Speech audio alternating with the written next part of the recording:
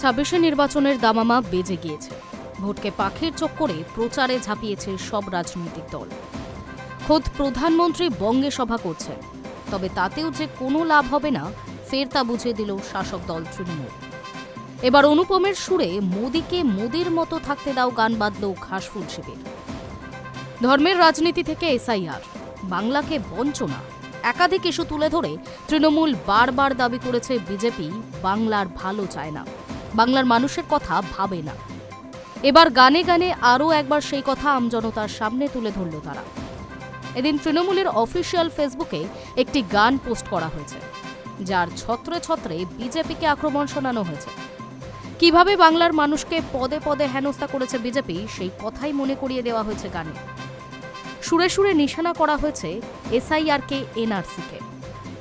BJP নেতাদেরও নিশানা করে লেখা হয়েছে সেখানে। এখানেই শেষ নয়, এই গানেই উঠে এসেছে ভিন রাজ্যে বাংলাদেশি সন্দেহে বাংলার বাসিন্দাদের নির্যাতনের কথাও।